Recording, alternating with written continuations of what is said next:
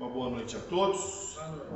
Que a paz de Jesus possa estar em nossos corações em mais esta oportunidade, que deixamos nossos lares e optamos e escolhemos estar aqui reunidos em nome de Jesus para nós podermos estudar o Evangelho, aprender um pouco mais.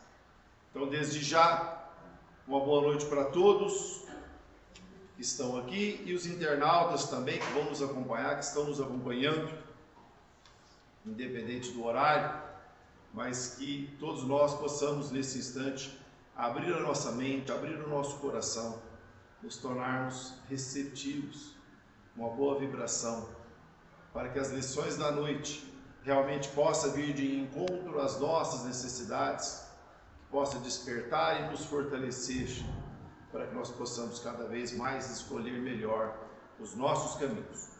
Hoje nós estamos recebendo o nosso companheiro Guilherme Marques, que vai estar trazendo para nós o tema Minha Obra Enquanto Cristão. Então este é o tema da noite que ele vai discorrer para nós, e desde já nós vamos vibrar positivamente, tanto para nós, que essas lições possam adentrar a nossa mente e os nossos corações, quanto para o Guilherme, que preparou esse trabalho com muito amor, com muito carinho, para dividir conosco nesta noite. O Guilherme faz parte lá do grupo Dona Nina, então ele trabalha lá na casa Dona Nina, todos nós já o conhecemos. Eu vou convidar a todos para nós elevarmos o nosso pensamento a Deus, nosso Pai, de amor e bondade, Jesus, nosso irmão e mestre, e a prece que Jesus nos ensinou, nós vamos abrir as atividades de hoje. Pai nosso que estais nos céus, santificado seja o vosso nome, venha a nós o vosso reino, seja feita a vossa vontade, assim na terra como no céu. O pão nosso de cada dia dá-nos hoje, Senhor, perdoe as nossas dívidas, na medida que perdoarmos nossos devedores, e não nos deixeis cair em tentação, mas livra-nos, Senhor, de todo mal, hoje e sempre. Que assim seja. Está com você. Obrigado.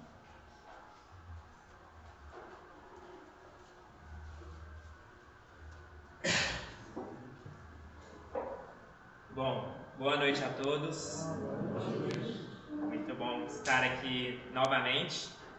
Eu que vim uma primeira vez há algum tempo, alguns meses atrás, então é para mim uma alegria muito grande ter recebido um novo convite, que aceitei de prontidão. A gente está entre idas e vindas lá no aeroporto, no trabalho que vocês têm lá, que é um trabalho muito bonito.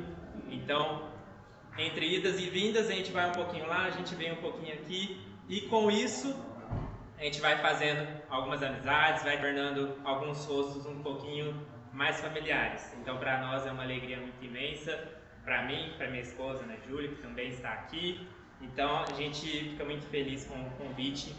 E hoje a gente veio com essa proposta para a gente falar sobre minha obra enquanto cristão.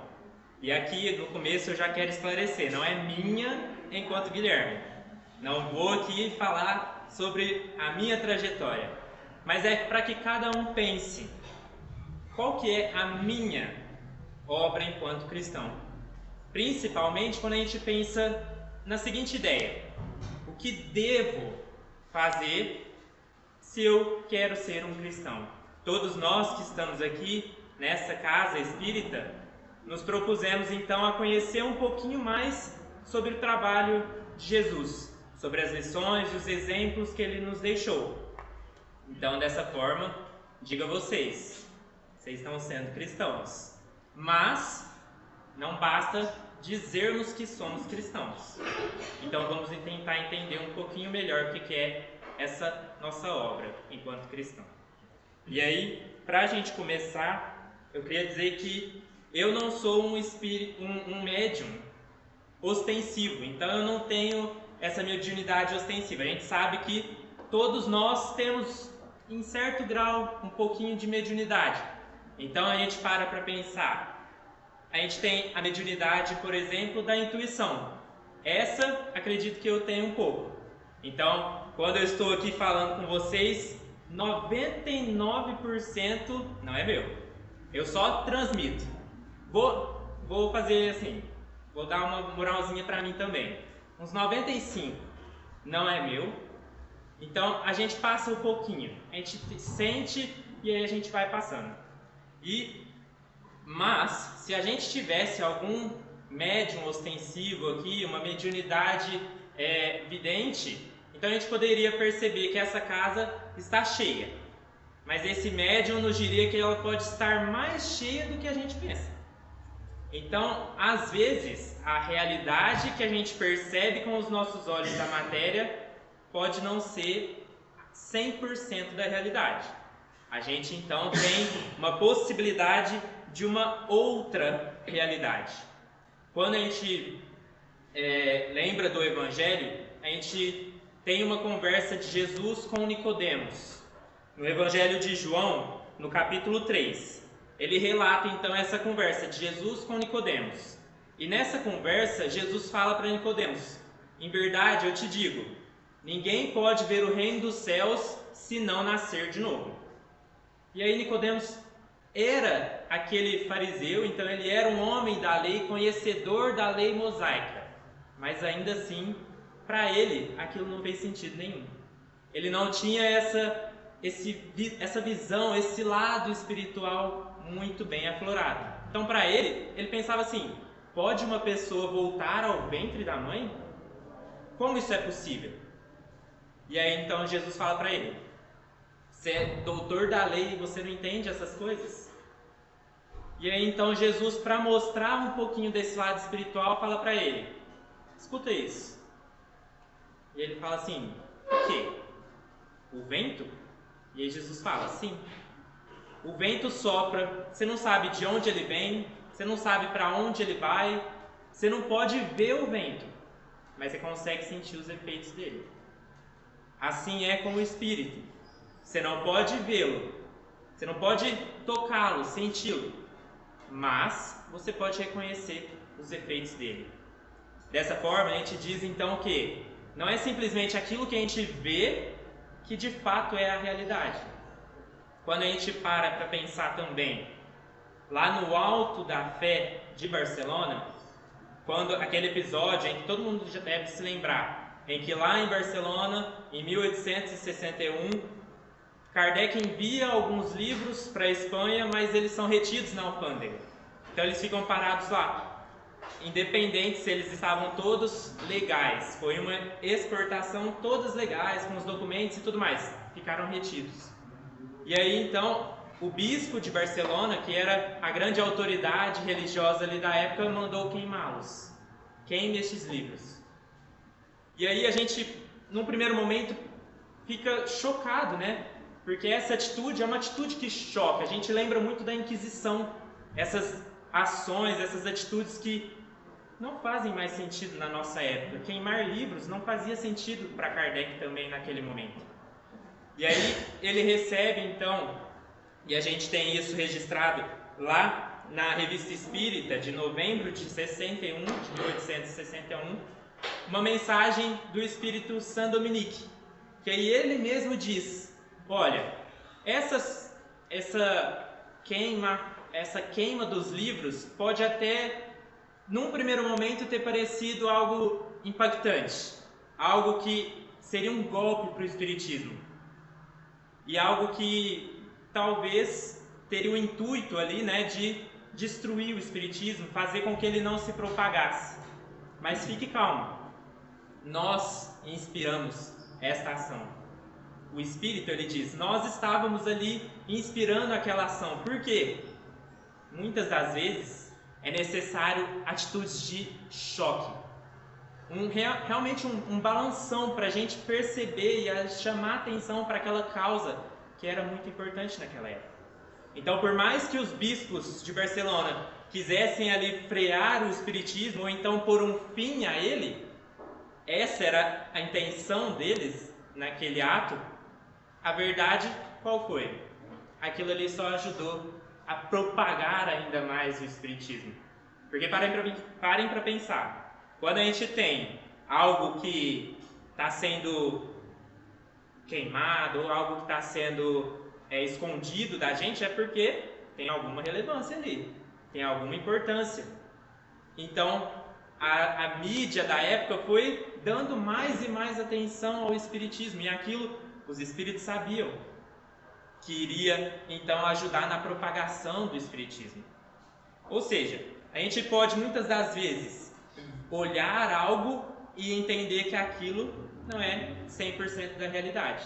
Ou então a gente pode pensar que a gente está fazendo algo, que a gente sabe de algo, quanto na verdade aquilo não é o fato realmente que vai florescer das nossas atitudes. Então a gente tem, por exemplo, quando a gente para pensar nesse contexto da queima dos livros do Auto de Fé de Barcelona, a gente tem uma mudança de paradigma, né? Kardec nos apresenta essa mudança de paradigma. Por quê? Esses bispos de Barcelona, eles estavam a todo tempo dizendo: fora da igreja não há salvação. Mas Kardec então ele propõe uma nova realidade. Fora da caridade não há salvação. Essa é uma frase que nós aqui somos espíritas que frequentamos a casa espírita já ouvimos muito. Só que essa caridade, ela é somente a caridade material? Quando a gente para pensar, preciso fazer a caridade, porque fora da caridade não há salvação, então vou comprar uma cesta básica, vou procurar uma família que precisa e vou doar essa cesta básica. Mas será que isso é o suficiente? Será que é apenas isso? Porque, por exemplo, aquela família que já não tem problemas para custear o próprio sustento, como que ele vai fazer a caridade então? Será que ele não poderia? Ele não terá salvação se ele não pode fazer essa caridade? Então não é bem disso que estamos falando. E aí eu gostaria de fazer uma pergunta a vocês. Levanta a mão, por favor, quem já assistiu o filme Todo-Poderoso? Ok, algumas pessoas. Legal. Quando eu era começando a ser adolescente, eu assisti esse filme. E é um filme que eu indico muito. Quem não assistiu, é um filme muito bacana. Já adianto, não é um filme espírita. É um filme com o Jim Carrey, que é um comediante. Então é um filme engraçado. Ele se propõe a ser engraçado. E quando eu assisti na primeira vez, pra mim era só isso. Era um filme engraçado. Mas durante a pandemia, eu fazia parte do departamento de mocidades e a gente, no momento ali de pandemia, só podia fazer coisas online. Então a gente tinha que fazer atividades online para os jovens. E aí surgiu a ideia da gente fazer umas lives mensais. E aí os temas dessas lives mudavam a cada mês. O tema de um dos meses foi Deus. E ficou encarregado a mim fazer uma resenha de um filme que falava sobre Deus. E então eu escolhi o Todo-Poderoso. E aí então a hora que eu precisei rever esse filme, despertou para mim uma nova ótica. Porque esse filme é muito engraçado. Mas a partir do momento que eu assisti um pouquinho mais maduro, um pouquinho já mais ligado com esse lado espiritual, ele me tocou. Então é um filme muito impactante, ainda engraçado, então vale a pena assistir. Mas com os olhos do espiritismo a gente consegue abordar de uma maneira totalmente diferente. Por quê? Vou contar um pouquinho do filme.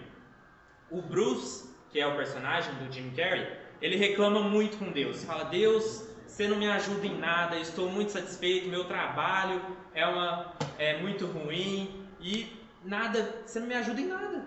Para que eu vou ficar fazendo prece para você se não me ajuda em nada?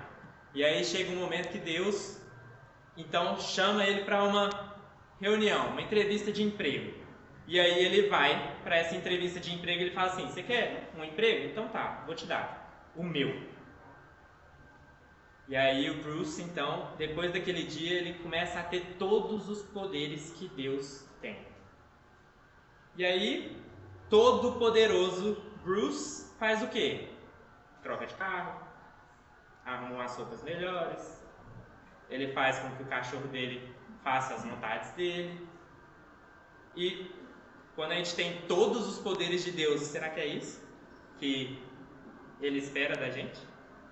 E aí o Bruce então fica meio confuso, porque ele tem ali todos os poderes que Deus tem. Ele está consertando a vida material dele, só que ao mesmo tempo ele começa a ouvir umas vozes. Por quê? O pessoal faz prece, e Deus ouve a todas as preces. E aí então Bruce já não quer mais saber daquelas preces, ele está muito ocupado com a vida dele. E aí ele fala assim: sim para todas. O que vocês acham que aconteceu? Deu certo isso? Então a cidade virou um caos, porque ele disse sim para todas as preces. E desde quando todo mundo sabe o que é? Então a cidade, um caos, ele chega para Deus e fala assim: Deus, eu preciso resolver isso. E aí para resolver isso eu só preciso de um milagre. É só um milagre para me ajudar aqui. E aí Deus explica para ele: você acha que essas coisas que você fez, trocar de carro, isso aí só porque não tem explicação é um milagre? Vou te contar o que é um milagre. Milagre é uma mãe solteira que trabalha em 2 empregos e ainda assim arruma tempo para levar o filho para jogar futebol. Milagre é um jovem que diz não às drogas e sim à educação. E aí o Bruce simplesmente fica sem entender. Ele fala assim: isso é milagre?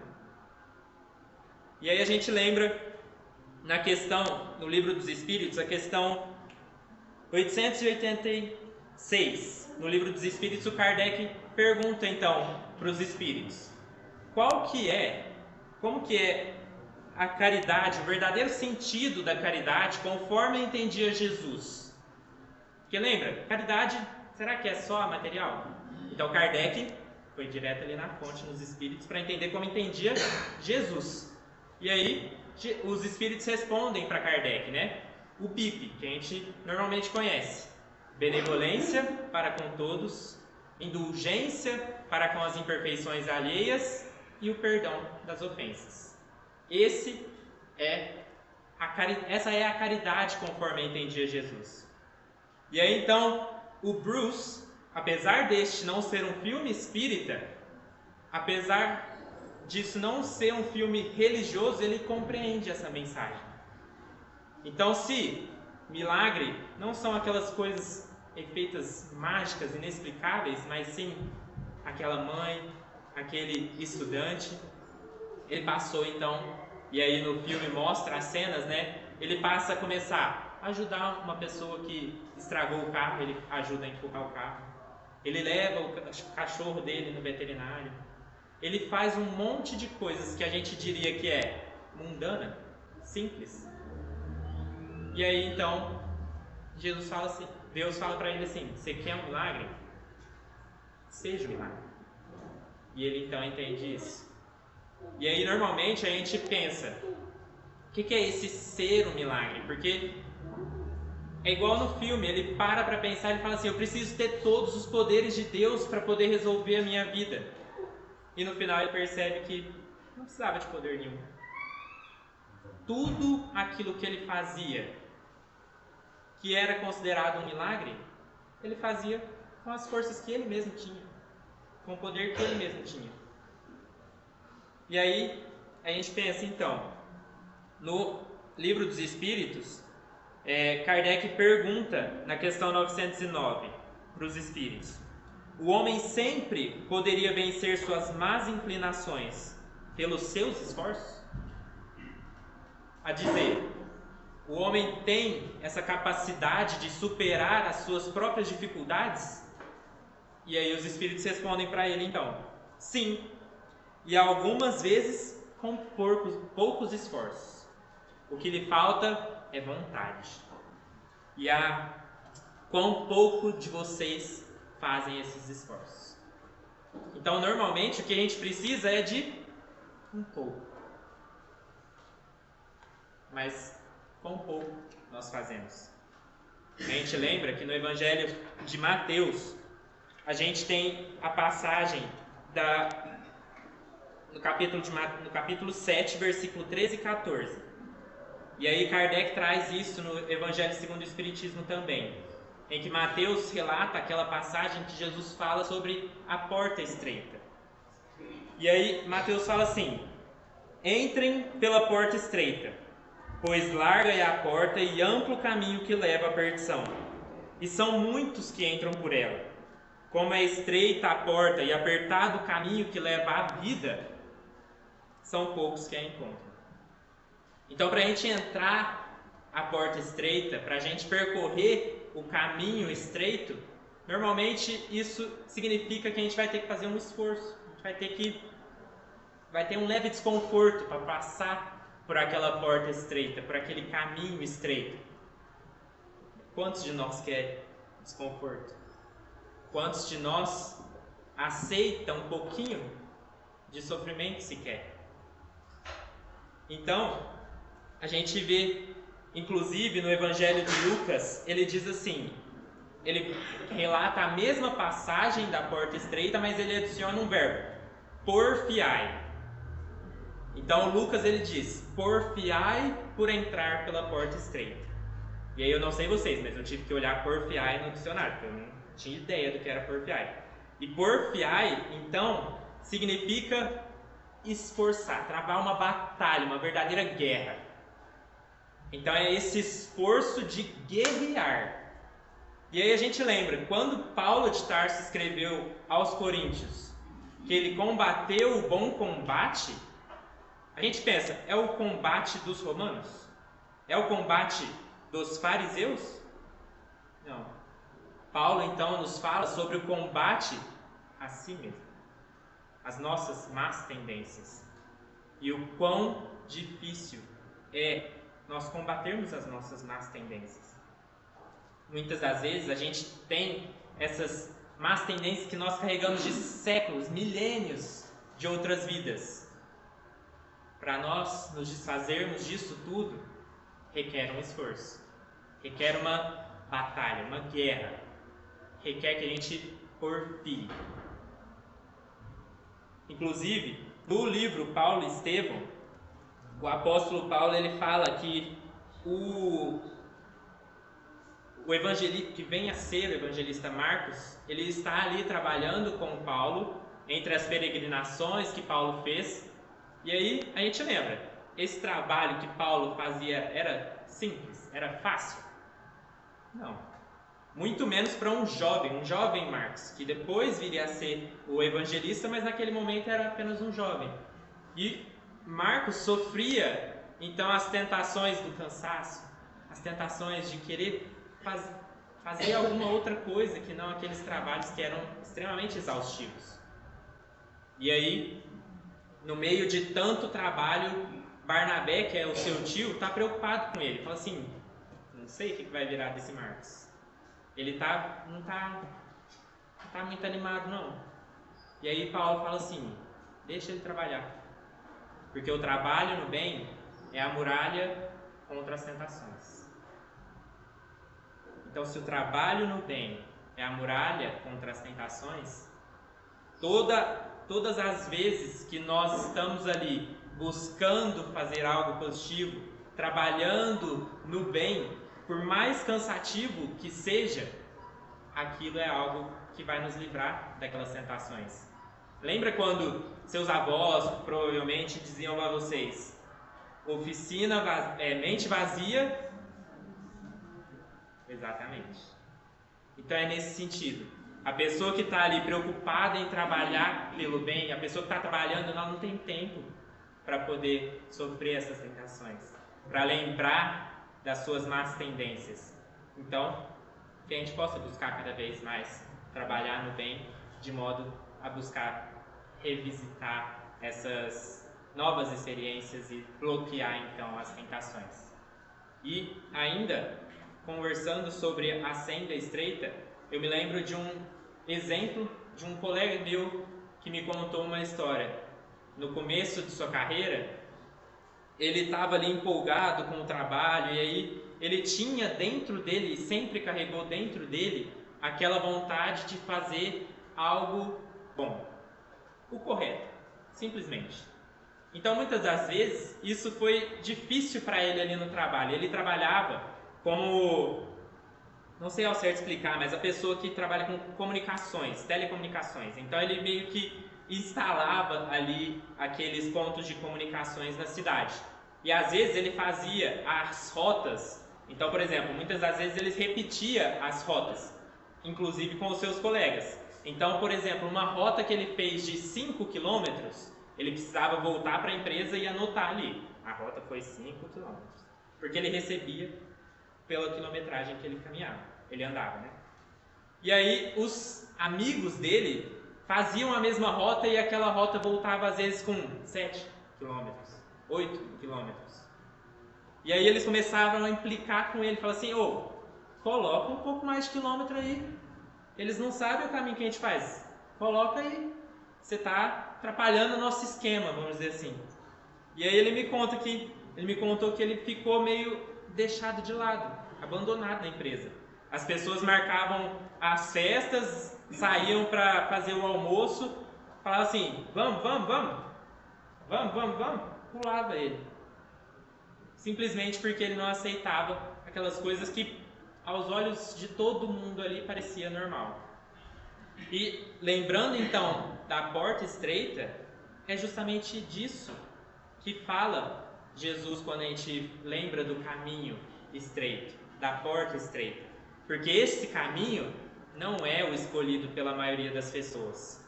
Então, muitas das vezes a gente pensa que esse caminho é um caminho solitário. De fato é. Porque parem para pensar no mundo em que a gente vive. Vocês querem ser como a maioria do mundo?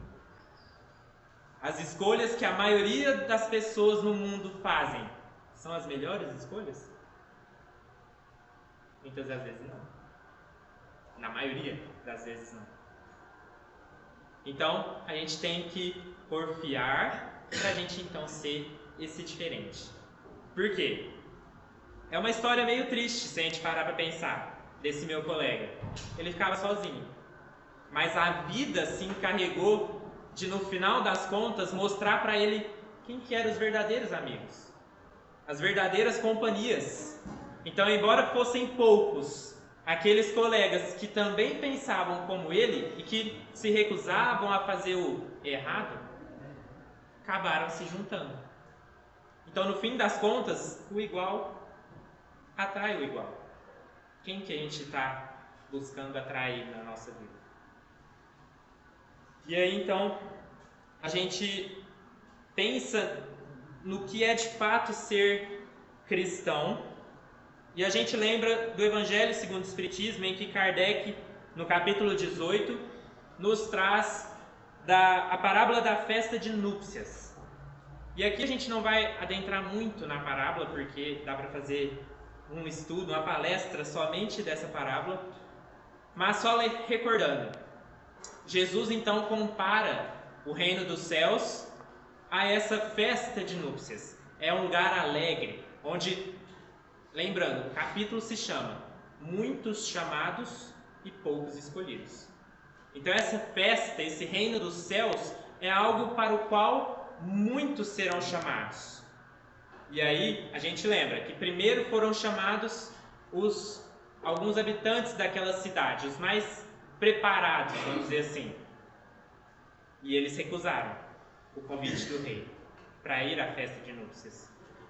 E aí depois então o rei convida a todos os outros.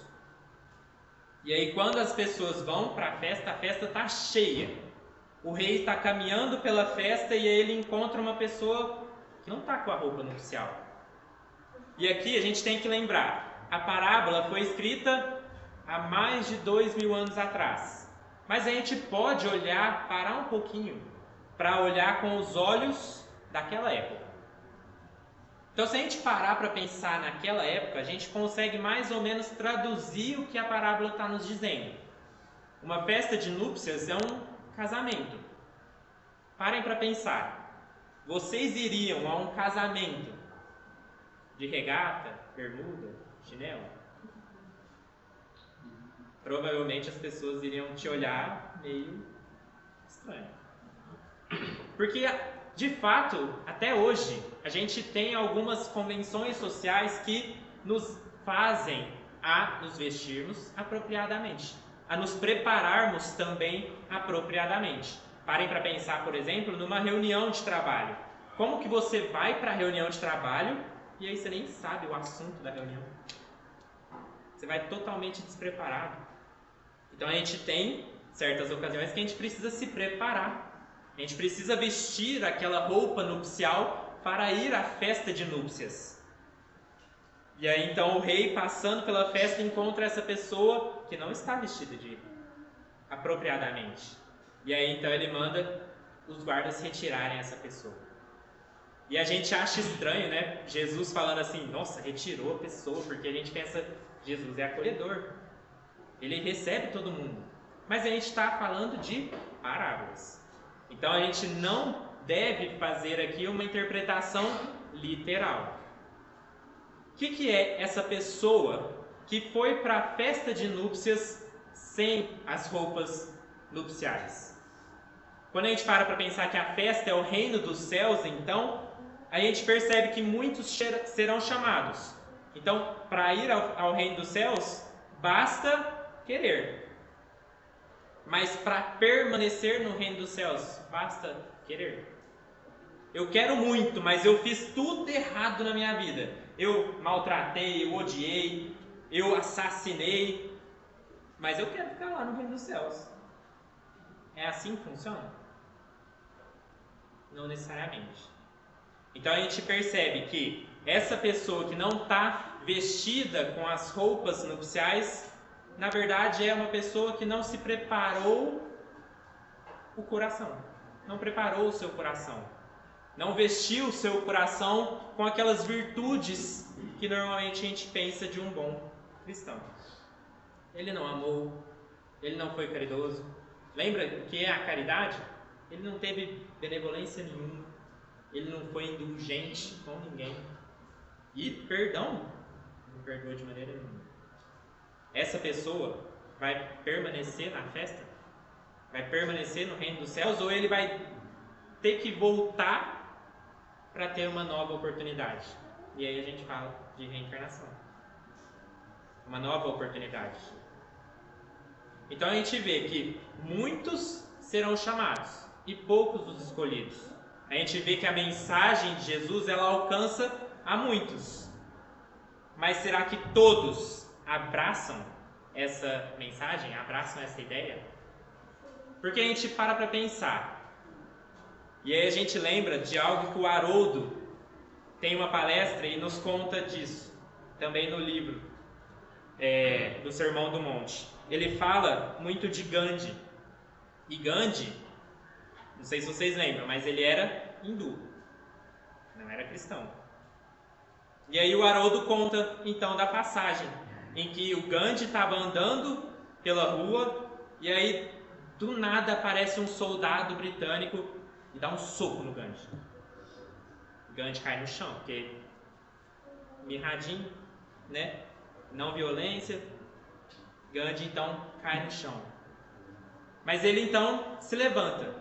Ele olha para o soldado, não sente raiva nenhuma, não sente ódio nenhum. E aí o soldado de novo, socão nele. E ele cai de novo.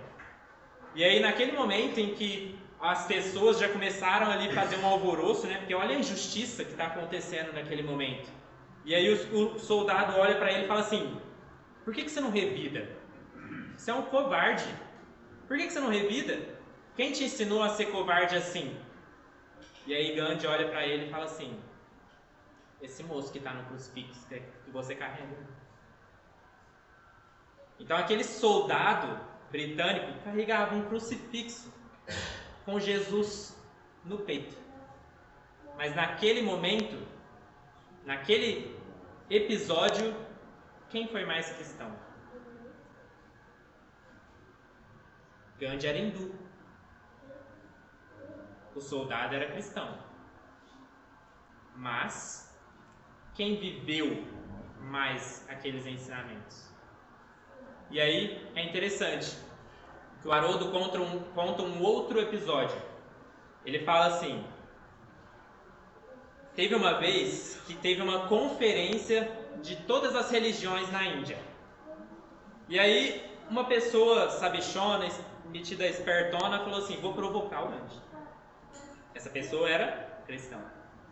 E falou assim: Gandhi, o que a gente precisa fazer para o cristianismo se espalhar na Índia? Para se tornar a maior religião na Índia? Uma provocação, né? Porque ali na Índia, hindus, e a pessoa falando de espalhar o cristianismo, mas Gandhi era Gandhi. Ele olhou para responder essa pessoa e falou assim: olha, duas coisas. Para o cristianismo se espalhar pela Índia, é preciso então que o cristianismo seja ensinado sem deturpações. Então pega o cristianismo e ensina de fato o cristianismo. Não ensina o que você acha que é o cristianismo, não. E outra coisa, é preciso então que todo cristão viva como Jesus. Você acha que ele permaneceu no plano de espalhar o cristianismo pela Índia? Acho que ele ficou bem quieto, né? Mas a gente então faz essa reflexão. Será que é preciso ser cristão para agir de fato como um cristão?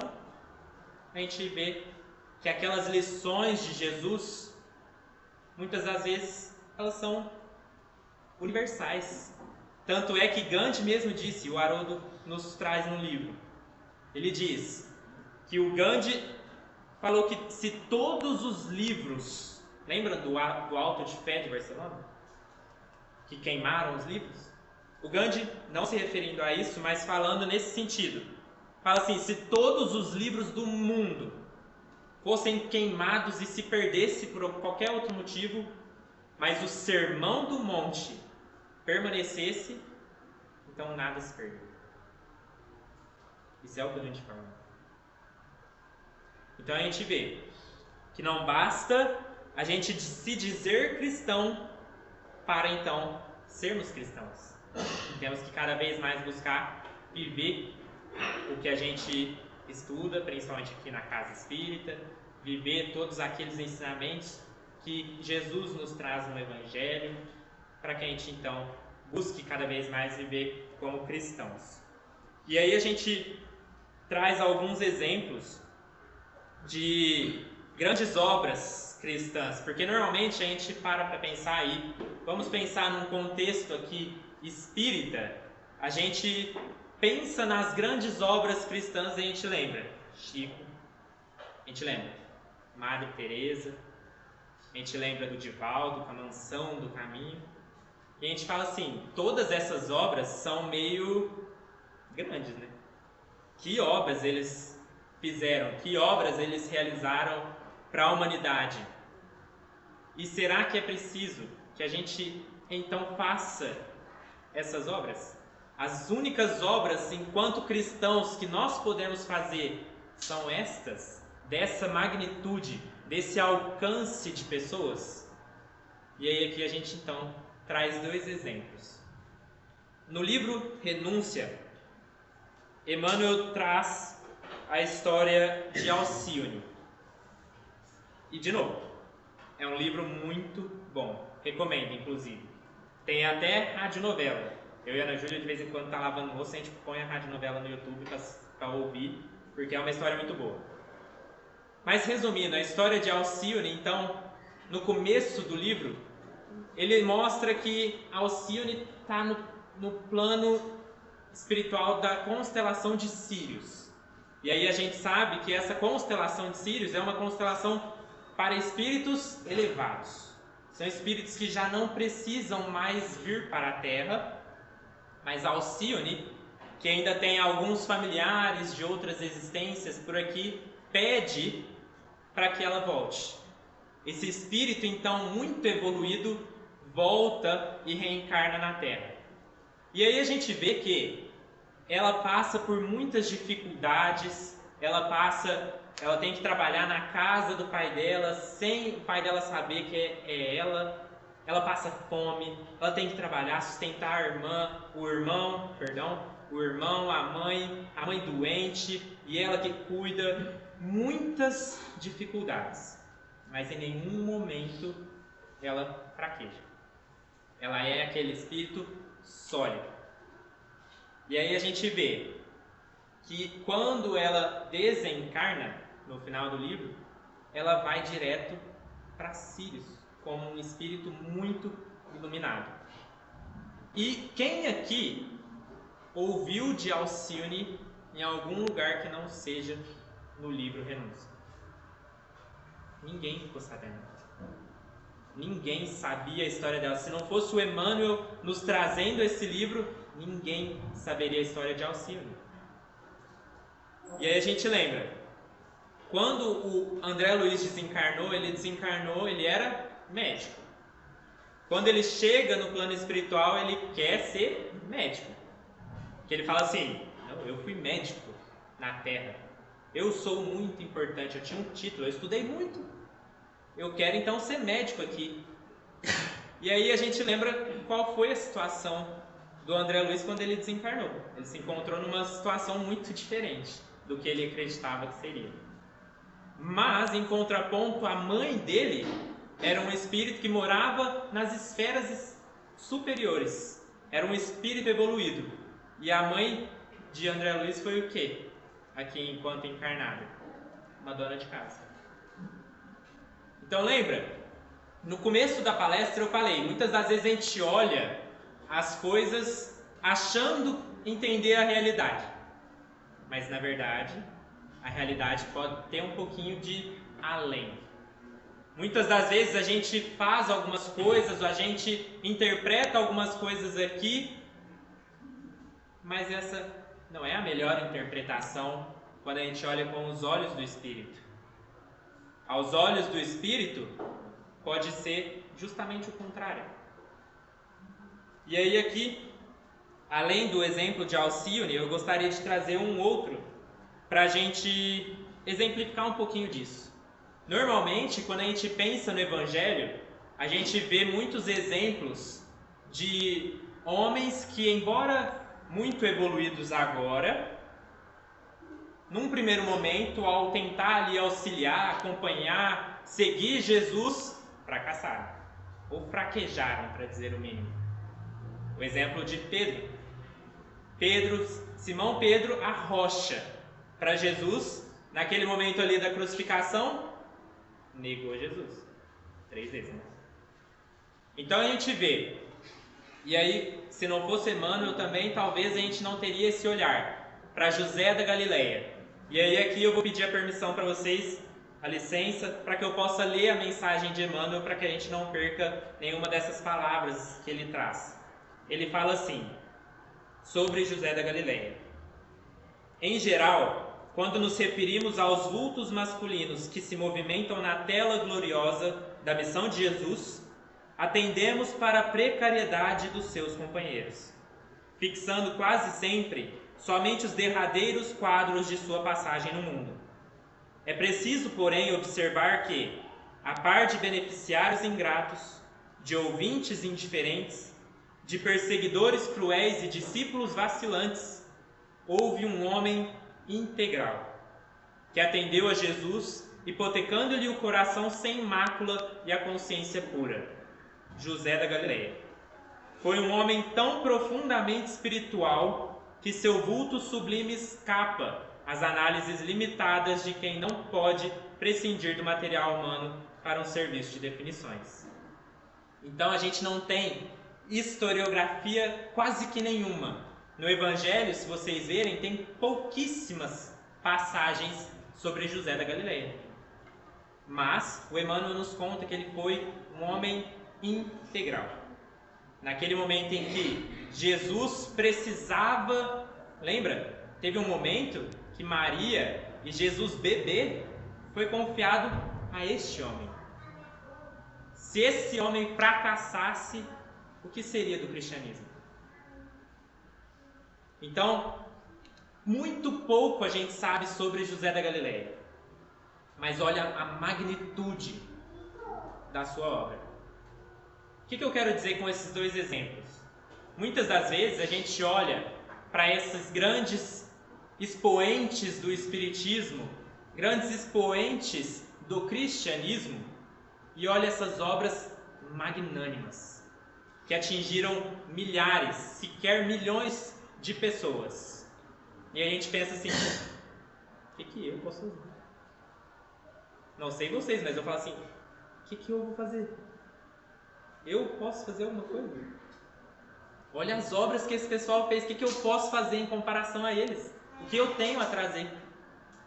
E nesses momentos eu fico meio até triste, chateado. Mas é nesse momento que a gente tem que lembrar do que era a caridade de fato, conforme entendia Jesus. Porque muitas das vezes a gente pensa, não tenho recurso suficiente, não tenho tempo suficiente, mas você conversa com uma pessoa todos os dias. Você tem contato com pessoas todos os dias. E você se depara com algumas situações que você pode simplesmente melhorar aquela raiva que a pessoa está sentindo.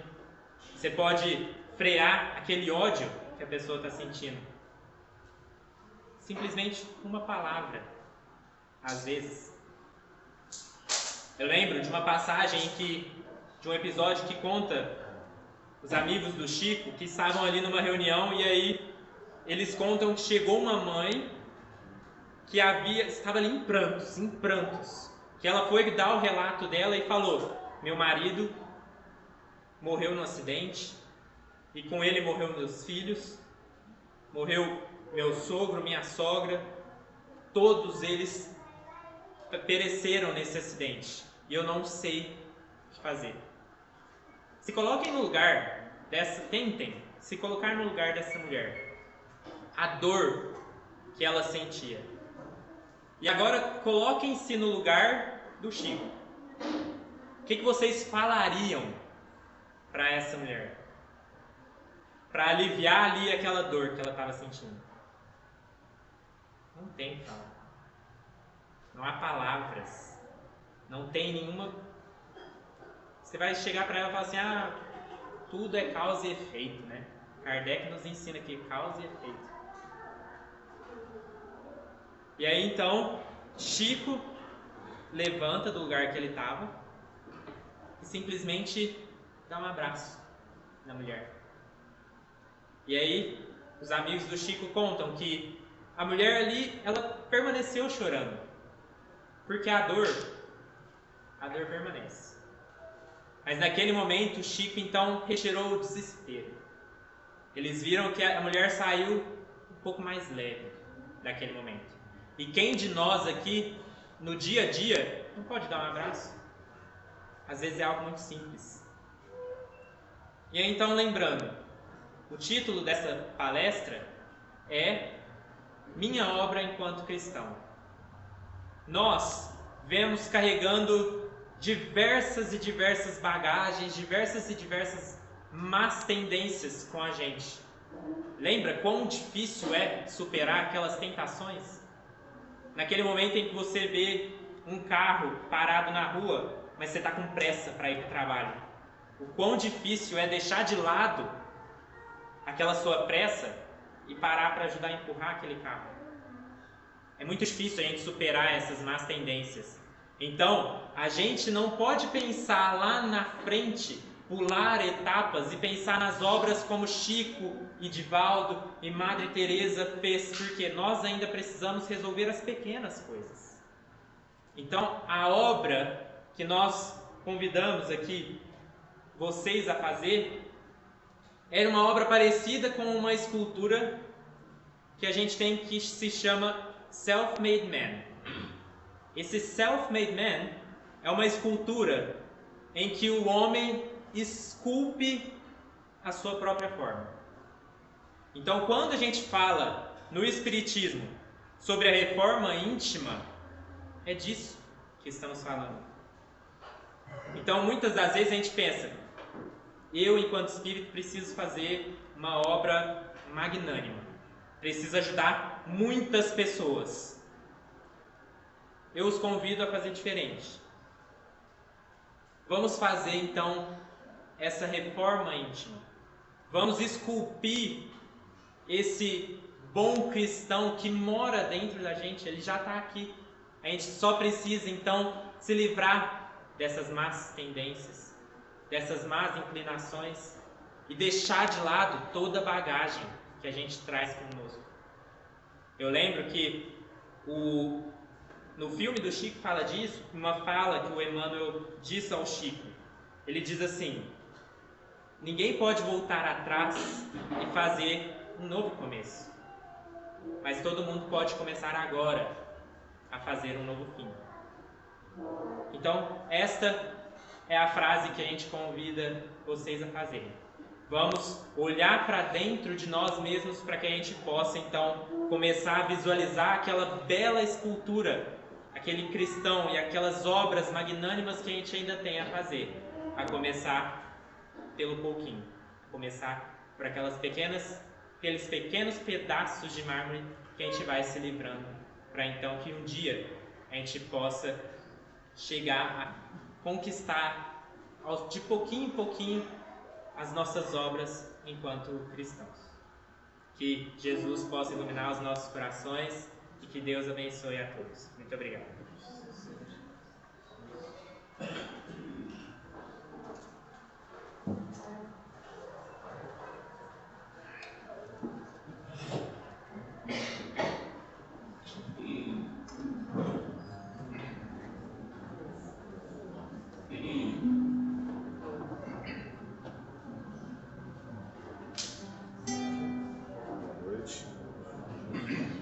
Realidade.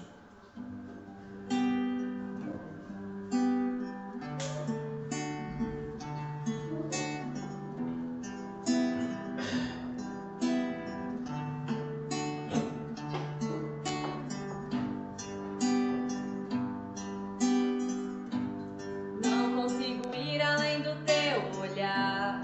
Tudo que eu consigo é imaginar a riqueza que dentro de você. O ouro eu consigo só admirar, mas te olhando eu posso a Deus adorar. Sua alma é um bem que nunca envelhecerá. O pecado não consegue esconder a marca de Jesus que existe em você. O que você fez ou deixou de fazer não mudou o início, Deus escolheu você. Sua raridade não está naquilo que você possui ou que sabe fazer. Isso é mistério de Deus com você. Você é um espelho que reflete a imagem do Senhor. Não chore se o mundo ainda não notou. Já é o bastante Deus reconhecer o seu valor. Você é precioso, mais raro que o ouro puro de Ofir. Se você desistiu, Deus não vai desistir. Ele está aqui pra te levantar se o mundo te fizer cair. O ouro eu consigo só admirar, mas te olhando eu posso a Deus adorar. Sua alma é um bem que nunca envelhecerá. O pecado não consegue esconder a marca de Jesus que existe em você. O que você fez ou deixou de fazer não mudou o início, Deus escolheu você. Sua raridade não está na